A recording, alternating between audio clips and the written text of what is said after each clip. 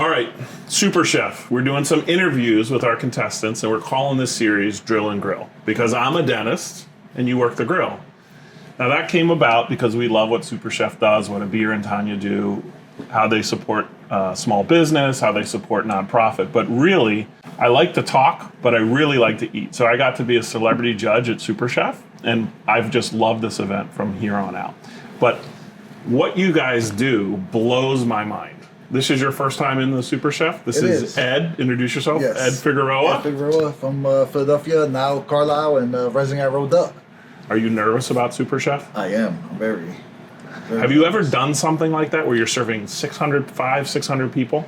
No, not for a competition. Just some catering jobs, but nothing, and not a competition-wise. So, yeah. You a little nervous? I'm very nervous. So I just came from talking to Travis Muma, who is a former champion. Yes. And I also know Doug Crick. Okay. He's a former champion. They're a little scared of you. Can you believe that? Good. You think it's the Philly thing? I hope so. I mean, it's definitely a little bit of an edge. So, Is it because Philly's such a good food city? I think that the Eagles, they want, go Birds. Go Birds? Yeah, go Birds all day. So, yeah, I think I'm new. I'm a fresh face. No one's seen me before. So hopefully that's comes to my little secret advantage. Nice. So how did you get into becoming a cook, a chef? I've always been a kind of a cook. My mom, when I was 8 years old, she bought me a baking set. A baking set. And she was like, hey, this is what you wanted for Christmas. And everyone was like, well, why you get that for him? She's like, that's what he wanted. So I went out, and for weeks I just baked and baked and baked. I was like, I like this. I really enjoy this. Then I went to school, did the school thing, and went and got my associate degree in paralegal studies. And I was like, I want to be a lawyer. That's what I want to do. But somehow I just kept going back to cooking and cooking. I was like, all right, I think I'm gonna try to get good at this. And kind of worked my way up. Got a few good jobs and got better at it. Did somebody inspire you or mentor you to become the chef you are today? Yes, David Gilberg at Kuzidu. Him and his wife Carla Conclaves. They really took me under the wing. I applied there as a sous chef.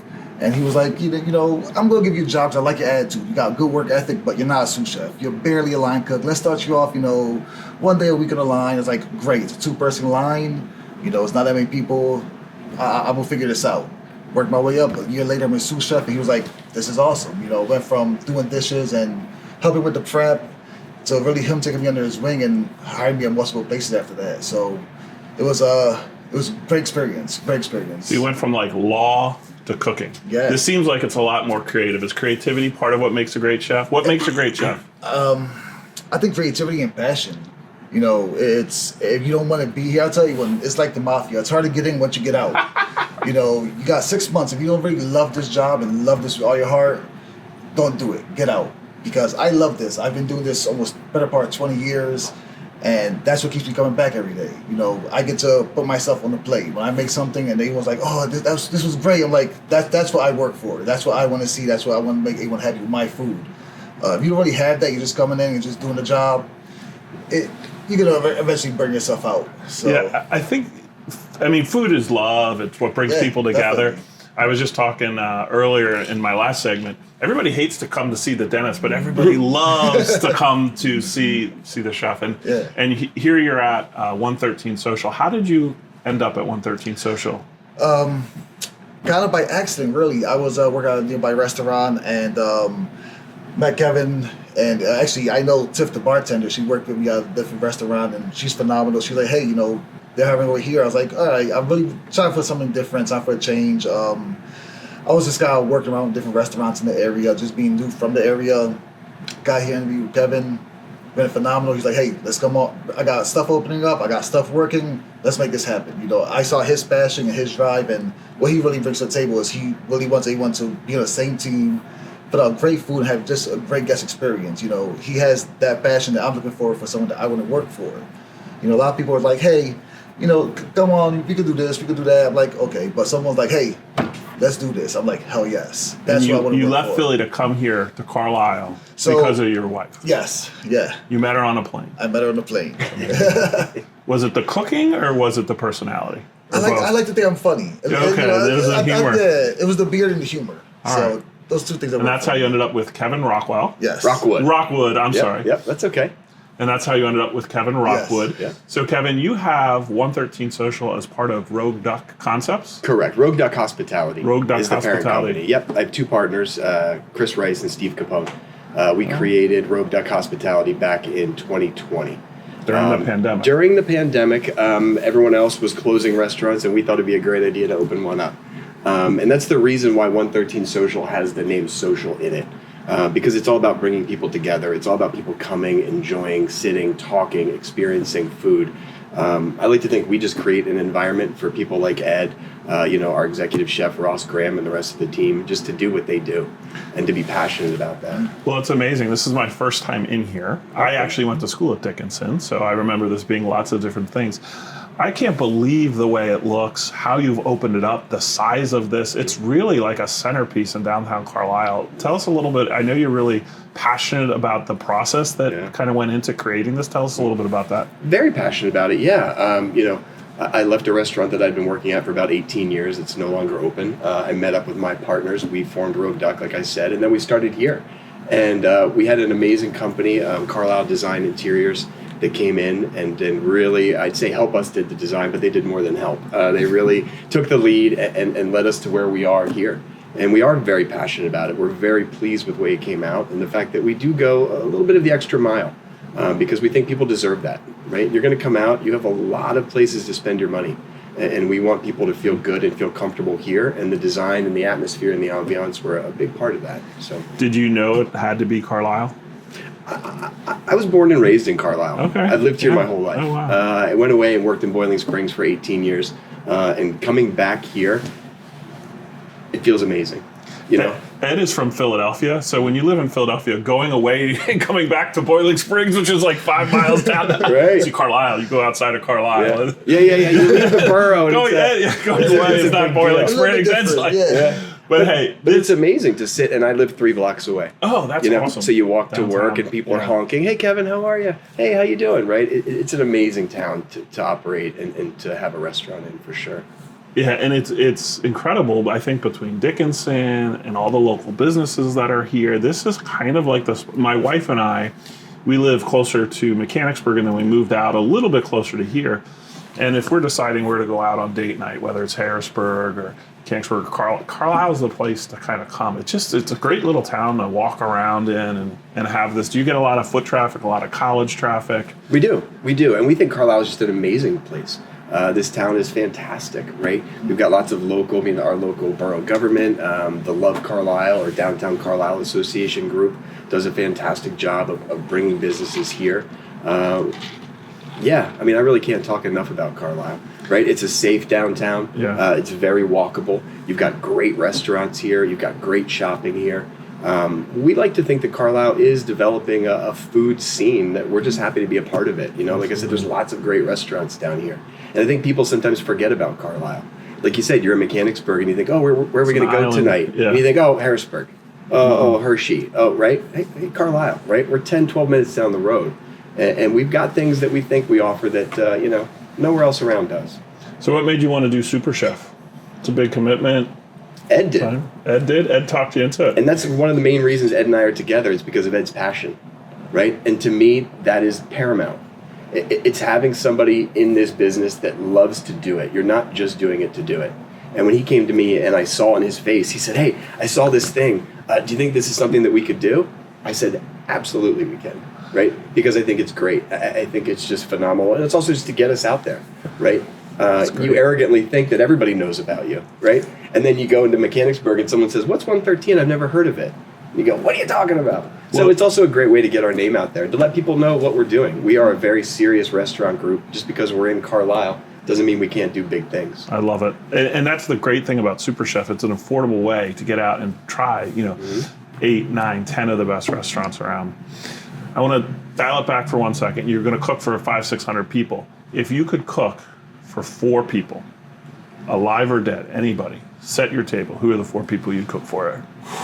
Alive or dead? Alive or dead, anybody. Wow. This is a big one. This is like the stumper. This is a big one. Well, you gotta go with Anthony Bourdain. That was on my list. Yeah, that's one of the first books I read was Hell's Kitchen, Kitchen Confidential, and it just blew my mind. I was like, this is all the stuff that I'm watching happening in real time. So definitely Anthony Bourdain.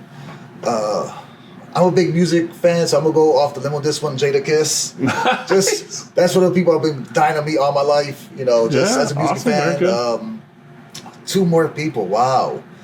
God threw me for a loop on this one. You got to throw your wife on there because that's how you probably talked up your food on that plane. I think I have to do my wife, my grandma, because my grandma's never actually had my cooking.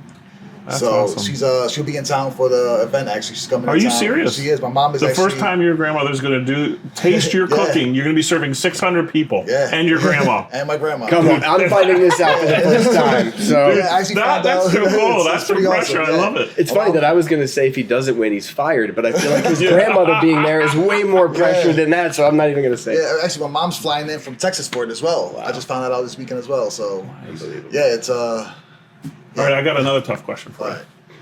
Last meal. What would it be? Oh man, I'm gonna go with an old school cheesesteak. That's Philly guy. It's okay. So I know I lived in Philly for 4 years. Okay. I have a favorite cheesesteak place with an asterisk. Go ahead. You tell me yours. All right. I'll give you 2 of them. John's roast pork. Okay. I mean, one of the best cheesesteaks, underrated in the city. Everyone goes there for the pork sandwich. Phenomenal. Don't get me wrong. He makes a phenomenal pork sandwich. That cheesesteak is underrated, though. That's like Philly's best kept secret right there. It really is. Everyone goes there for the roast pork. It's the out of the way spot. But that cheesesteak is something special. I'm gonna have to go D'Alessandro's. That's mine. D'Alessandro's in Roxborough. I drive home from dental school. I pull that car over. I get in line at D'Alessandro's. I get my cheesesteak. There was no seating there, and there were no French fries. So I get my cheesesteak, and you have to sneak it into Chubby's to get a milkshake and fries across the street. Yep. D'Alessandro's is it. That's amazing. You're gonna end up waiting for a little bit, but it's so well worth it. What is the best fine dining in Philadelphia? Oh, fine dining. So it's been a while since I've been out to eat in Philly. Great food city, right? It was phenomenal. I mean, Lebec Finn was definitely one of my favorites. Urban Farmer is another fantastic one. Probably gonna go with Urban Farmer. So when I was in Philadelphia, I was very spoiled. My parents and my grandparents put some money aside, so my first year of tuition at dental school was paid for. But I took out a student loan so I could work my way through the Zaggett's top 50 list, and I never made it to Lebec Finn. Oh. So I made it very early in my career and was very lucky. I actually cooked for I haven't talked about this in years. So I actually cooked for Joyce Perrier and his daughter. It was his daughter and his soon-to-be son-in-law. I was at Kuzidu, and they came in. It was like a crazy Monday that no one was there. Just me, the chef, and his wife, and they came in and said, "Cook for us whatever you want." And we were like, "No way!" That is amazing. Yeah, like it's on. So you don't need him on at your table of 4 because you already marked that bucket list item off. Yeah, he sat there. It was fantastic. So you got George Perrier, Steven Starr, all these restaurateurs in Philadelphia that are have done so well, so famous. And now here you're working with Kevin. Yes. You feel kind of like that same thing happening here in Carlisle? Is that what we're doing? I really do. That's part of the reason that I came and I wanted to work for Kevin was because, like I said, his passion is. Anyone I've worked with, I've worked at a few different places out here. His passion is unparalleled. Mm-hmm. He wants Rogue Duck to be the centerpiece of Carlisle. He wants 113. Awesome. Everyone's gonna be like, "Hey, well, 113. We had food there last week. Let's go. It's the best food. It's the best burger in the city. The best steak in the city. That's what he wants. That's the kind of chef that I strive to be. I want everyone to say, "Hey, this is where he's working at. Let's go over here." That's awesome. This is gonna be a fantastic meal, hands down every time. The service is unparalleled. The chefs, every single chef here wants to be here. They want to work in the kitchen, and they want to put out the best food you've ever had. That's a team you want. How did you get into the restaurant industry? I was 15 years old. It was time to get a job. I needed a car. I needed some gas money to take girls out on dates. I called my older brother, and I said, "Hey, what should I do? I need to get a job." And he said, "Go be a dishwasher." What? What do you mean dishwasher? I wasn't thinking that. He said, no, go be a dishwasher. He said it teaches you unbelievable work ethic, how important every member of a team is. I mean, it's kind of cliche, but it's true. Yeah. And so I went to be a dishwasher at 15. I went and applied at a local diner, a Shoney's restaurant. Okay. And knowing what I know now, that day, the entire front of the house staff must have quit because the manager hired me as a server on the spot and said, you start tomorrow. Oh, wow. And I said, I came here to be a dishwasher. Yeah, I need you to do this other thing. And I fell in love with it. So all through high school, all through college, worked in restaurants, server, bartender. Got out of college, wasn't sure exactly where my path was going to lead. And a restaurant had opened up in Carlisle back in the late 90s. And I started working there and just reinvigorated my real passion. It's called Empire. Okay, yes. Remember back that in well. the day. I mean, it's hard to not know Empire if you were in Carlisle in the 90s, early 2000s. Yeah. Just an unbelievable spot. And it made me realize that there's a career in that. There is a livelihood in restaurants. They had a chef's table, if I remember correctly. Yeah, I would remember that was kind of like a special occasion, get the chef's table. I think it was a birthday. It was unbelievable. And what was there was an Italian place, began with a P. Piatto. Oh, Piatto. Piatto was on Pomfret Street. So I mean, Carlisle has this history of lots of really great restaurants. I had an apartment when I was in college, and we would the smell of Piatto when they were cooking dinner, and then in the mornings, Faye's Country Kitchen was across the street, and I think it was like $1.80 for breakfast. It was just Carlisle was a great food place even back then. Yeah. All right, you ready for some rapid fire? And we're gonna go. Either of you could kind of throw in here. All right, this is the rapid fire section. Okay. Sweet or savory? We'll go with you first. Sweet. Nice. Gas or charcoal? Oh, charcoal. Hot dog or hamburger? Hamburger. Hot dog or hamburger? Hamburger. If it was a hot dog, what kind of hot dog? What's your favorite brand of Frankfurter? Oh, Dietz and Watson. Dietz and Watson. I don't really have one. I'm not a hot dog guy. Hebrew Especially, National. Best condiment? Mustard. Top Chef or Master Chef? Top Chef. Best chef of all time? Best chef of all time. You gotta go Augustus. Augustus Escoffier. He's pretty much he's the godfather of haute cuisine. All right. Best cocktail if you were a bartender? Oh, best cocktail. I'm going to go with Gimlet. I'm going to go old school. Oh, that is old school. I'm kind of like an old-fashioned kind of guy. Best restaurant city? Carlisle, yeah. Oh, man. He's good at picking up. Yeah, you got him well trained. Okay. That's very good. All right, last question. Something crazy that's happened in the kitchen late at night when everything's all done. Something crazy that's happened. Yeah, you're Anthony Bourdain. You're writing your book, but it's the Ed Figueroa book. What's that story? Oh, wow. Very early in my career, I had someone come in and he wanted a well-done burger after closing. Probably 15 years ago, 20 years ago, I remember like it was yesterday. Came in, I was working at a bar in Philly. It was a small bar in Mayfair, far northeast Philly. He wants a burger well done. He says, I want it burnt. I was like, are you sure? He's like, I want it burnt. I was like, all right. We dropped it in a deep fryer. 20-year-old Ed dropped it in a deep fryer. He said it was the best burger he ever had. I was like, all right. Gotta try it. This is, we put them on the menu, deep fried burgers, and they actually sold. Wow. I have no idea how. This was 20 years ago at a small bar in Philly, and it was the wildest thing. It was just deep fried, well done burger. And well, this makes me ask another question. So, when you're creating a new menu item or a new recipe, like what's your process? Are you is it haphazard like that? Is it by chance? Is it you're just buying some ingredients, or do you kind of have a process? It kind of goes back and forth. I'm doing create a menu. I'm gonna go, I'm gonna kind of hone in on what I like to do. If I like to go Portuguese on the style menu, I want to go, home cooking on the style menu, kind of back and forth.